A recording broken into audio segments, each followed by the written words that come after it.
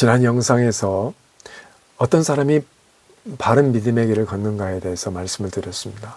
그런 사람은 정말 시간이 갈수록 주님을 더 알아가게 되고, 시간이 갈수록 주님과 더 깊은 관계를 맺게 되고, 시간이 갈수록 주님 안에 더 온전히 거하게 되는, 그것을 이루는 사람, 그런 사람이 바른 믿음의 길을 걷고 있는 사람이라고 말씀을 드렸습니다.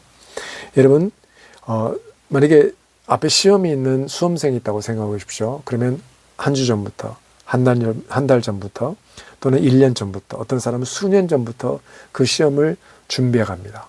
왜냐하면 그 시험에 통과하기 위해서, 그 시험을 잘 보기 위해서. 그런데 만약에 어떤 사람은 그렇게 시험 날짜가 정해졌는데 그 시험이 없는 것처럼 자기가 하고 싶어하는 일 다 하고, 자기가 즐거워하는 일을 다 하고, 잠도 마음껏 자는 사람이 있다고 생각해 보십시오.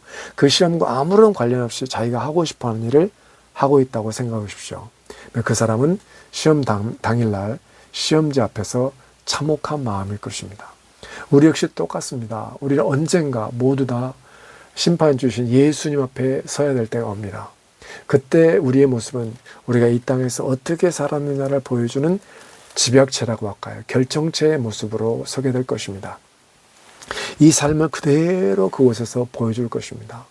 그런데 이 땅에서 다른 사람에게 무시를 받고 괄시를 받고, 이 땅에서 남긴 업적이라고 할까요? 성취물이 하나도 없는 것 같을지라도 장차 예수님 앞에 섰을 때 예수님께서 사랑의 눈으로 바라보시며 정말 안아주시고 그 눈에서 눈물을 닦아주시며 참 잘했다라고 칭찬해 주신다면, 만왕의 왕께서, 영광의 왕께서 그를 칭찬해 주신다면 그의 삶은 잘 산 거예요. 성공한 삶이에요. 승리한 삶이에요. 그러나 이 땅에서 다른 사람에게 존경을 받고, 참 저렇게 살고 싶다, 성공한 삶을 살았다, 많은 업적을 남겼습니다. 그런데 그분 앞에 갈 때 정말 부끄럽고 작아지는 자신을 보며 심지어 두려워 떨기까지 한다면 어떻게 그의 삶을 잘 살았다고 평가할 수 있겠습니까? 정말 중요한 것은 만왕의 왕께서, 심판하시는 그분께서 그 당일날 우리를 어떻게 평가하시느냐가 이 땅에 우리의 모든 삶을 그대로 보여주는 것입니다. 그래서 우리 모두가 장차 주님 앞에 섰을 때 주님께서 어떻게 판단하시고 평가하실지 그것을 바라보면서, 주님 앞에 어떤 모습으로 설 것인지 그걸 생각하면서 이 땅의 삶을 살아야 됩니다. 사도 바울을 보면 이 새한글 성경으로 보는데 빌립보서 3장 8절에서 9절인데, 더욱이 나는 아예 모든 것들을 손해로 여깁니다. 그래서 모든 것들이라는 건 사람들이 자랑할 만한 것들, 나 이런 사람이 하는 그런 것들을 말합니다. 그리스도 예수님 곧 나의 주님을 아는 것이 더없이 중요한 일이기 때문입니다. 주님을 위해 나는 그 모든 것들을 내던져 버렸습니다. 나는 그것들을 배설물로 여깁니다. 그것은 그리스도님을 얻기 위해서입니다. 또 그리스도님 안에서 발견되기 위해서입니다. 사도 바울은 복음을 위해서 사도로 부르심을 받았다 말했습니다. 그러니까 복음을 전하기 위해서, 그 복음이 무엇인지를 아는 사람이에요. 그래서 그가 가장 중요시 여기는 것이 무엇입니까? 그는 대부분의 사람과는 달리 예수님을 얻기 위해서, 예수님 안에 발견되고 싶어서, 정말 예수님을 알고 싶어서 그동안 사람들이 중요시 여기는 모든 것을 똥으로 여기고 버리고 그걸 오히려 해로 여긴다라고 말을 하고 있어요. 사도 바울이, 복음을 아는 사도 바울이, 복음을 주님으로부터 들었던 그 사도 바울이 이러고 위해서 12절부터 보면 뒤에 있는 것은 다 잊어버리고 하나님이 위해서 부르신 부름의 상을 위해서 나는 달려간다라고 말했던 그런 사도 바울이 고백한 이 고백을 우리도 동일하게 삶으로 살아야 되지 않겠습니까? 그러면 하나님께서, 예수님께서, 성령님께서 어떤 삶을 우리가 삶으로 살기를 원하시는가 말씀을 통해서 잠깐 보겠습니다. 이 로마서 3장 23절 24절입니다. 모든 사람이 죄를 범하였음에 하나님의 영광에 이르지 못하더니, 하나님께서는 저와 여러분이 하나님의 영광 안에 거하기를 원하십니다. 아담과 하와는 하나님의 영광 안에 거해서 하나님의 영광의 옷을 입어서 자신의 벌거벗은 것도 모를 정도로 그렇게 하나님의 영광 가운데 거했습니다. 그런데 사람들이 죄를 범함에 하나님의 영광에 이르지 못했어요. 이것을 하나님께서 정말 긍휼히 여기셔서 정말 우리를 사랑하셔서 예수님을 보내셨습니다. 그리고 24절 그리스도 예수 안에 있는 속량으로 말미암아 하나님의 은혜로 값없이 의롭다 하심을 얻은 자 되었느니라. 모든 사람이 죄를 범했는데 하나님께서 예수님을 보내서 우리 대신 죄값을 다 치르게 하시고 예수님을 통해서 우리를 의로운 자 만드셨단 말이에요. 죄가 없는 자 만드셨단 말이에요. 그리고 나서 24절 이후에 믿음에 대해서 설명을 합니다. 그리고 5장 1절에 보면 그러므로, 다시 말하면 이제 결론과 같은 거예요. 그러므로니까. 그러므로 우리가 믿음으로 의롭다 하심을 받았으니 우리 주 예수 그리스도로 말미암아 하나님과 화평을 누리자. 이게 누리자라고 되어 있는데 무엇 하자라는 청유형과 우리는 무엇 하고 있습니다라는 그 두 개의 형태의 헬라어 동사가 같은 형태예요. 여기서처럼 하나님과 화평을 누리자라고 번역할 수도 있고, 또는 우리는 하나님과 화평을 누리고 있습니다라고 번역해도 전혀 문제될 것이 없는 거예요. 저는 그래서 후자의 번역이 더 옳다고 생각을 해요. 그러므로 우리가 믿음으로 의롭다 하심을 받았고 우리 주 예수 그리스도로 말미암아 우리가 하나님과 화평을 누리고 있습니다. 이렇게요. 2절 또한 그로 말미암아 우리가 믿음으로 서 있는 이 은혜에 들어감을 얻었으며, 이 믿음으로도 좀 뒤로 빼야지 이 헬라어에서 말하는 대로, 원문에서 말하는 대로의 뜻에 더 가까워요.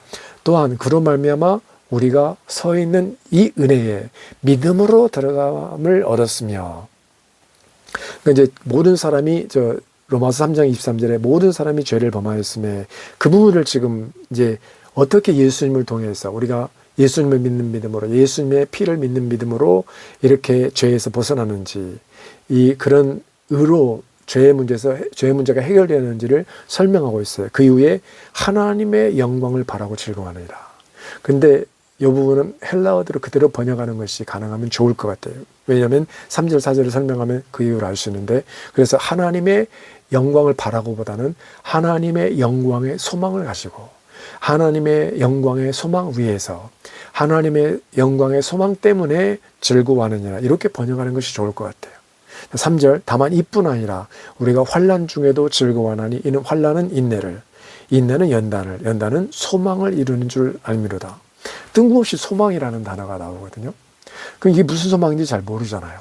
그런데 헬라어를 보면 2절에 소망이라는 단어가 나와요. 무슨 소망이냐면 하나님의 영광의 소망이라고 되어 있어요. 그러니까 이 소망을 이룬다는 거죠. 표준세 번역은 그래서 이 부분을 하나님의 영광의 자리에 참여할 소망을 품고 이렇게 번역을 했어요. 그러니까 하나님의 영광의 소망 때문에 하나님의 영광의 소망을 가지고 즐거워할 뿐만 아니라 우리가 환난 중에도 즐거워한다. 왜 즐거워하냐?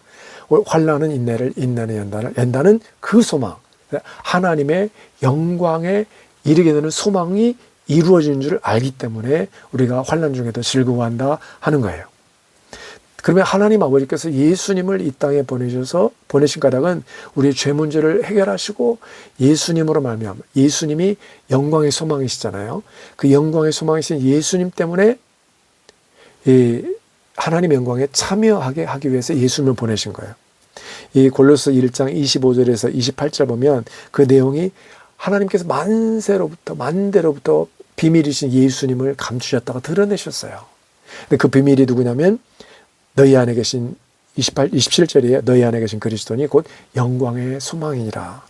그러니까 사도 바울은 이 예수님의 풍성함, 예수님의 영광이 어떠한지 측량할 수 없는 그 풍성한 그것을 이방인에게 전하기 위해서 자기가 부름을 받았다라고 설명하죠. 근데 그 영광의 소망이에요. 다시 말하면 예수님으로 인해서 우리가 하나님 아버지의 영광에 이르게 되는 거예요. 그런데 에베소서 4장 11절부터 13절을 보면 그는 예수님을 말합니다. 어떤 사람은 사도로, 선지자로, 복음 전하는 자로, 목사와 교사로 세웠어요. 어떤 사람들을 이렇게 일꾼들로 세웠어요. 왜냐하면 이는 성도를 온전하게 하여 봉사의 일을 하게 하며 그리스도의 몸을 세우려 하십니다. 13절 보면 헬라에 뭐뭐 할 때까지라는 단어가 제일 앞에 나옵니다. 그리스도의 몸을 세우려 하는데 어느 정도 될 때까지 세우냐면 우리가 다 그리스도 하나님의 아들을 믿는 것과 아는 일에 하나가 되어 온전한 사람을 이루어 그리스도의 장성한 분량이 충만한 데까지 이렇게 되어 있는데 원문에는 그리스도의 충만하심에 장성하리라는 말이 키라는 말이에요. 키. 그리스도의 충만하심이라는 그 키의 분량까지 우리가 이를 때까지 그리스도의 몸을 세우기를 원하시는 거예요. 그게 예수님의 마음이에요. 그래서 일꾼을 세우신 거예요. 그리고 이 고린도후서 3장에 보십시오. 18절에 우리가 다 수건을 벗은 얼굴로 거울을 보는 것 같이 주의 영광을 보매 그와 같은 형상으로 변화하여 영광에서 영광에 이르니 곧 주의 영으로 말미암으니라. 주의 영이신 성령님께서 하신 일이 뭐예요? 우리로 주님의 영광을 보게 만드는 일이에요. 그래서 그와 같은 형상으로 변화하여 영광에서 영광에 이르게 한단 말이에요. 주님의 영광을 보게 함으로, 주님의 모습을 보게 함으로 그분의 충만하심의 그 분량에까지 자라게 하시는 것을 성령님이 하고 계시단 말이에요. 여러분, 이게 어떻게 이루어져요? 환난 중에 이루어진단 말이에요. 우리가 이 땅에서 있는 동안에 어려운 일, 힘든 일, 고난, 밑바닥에 처한 삶을 살 수 있어요. 근데 그 삶을 통해서 성령님께서 우리로 예수님의 영광을 보게 만들어준단 말이에요.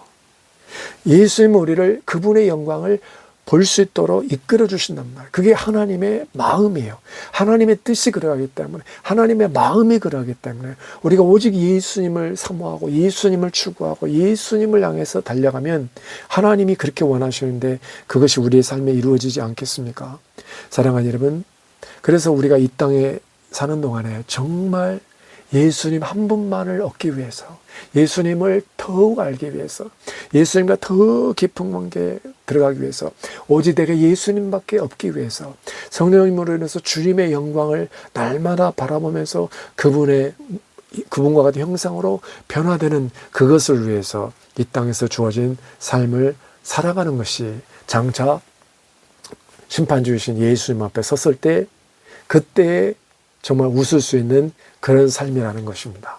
저와 여러분 모두가 이런 삶을 온전히 이 땅에서 살아내어서 예수님 앞에 섰을 때 웃고 기뻐하며 예수님 앞에 섰을 때 정말 이 주님으로부터 영광을 받는 그런 은혜가 우리의 삶 가운데 있기를 원합니다. 주님의 이름으로 축복합니다.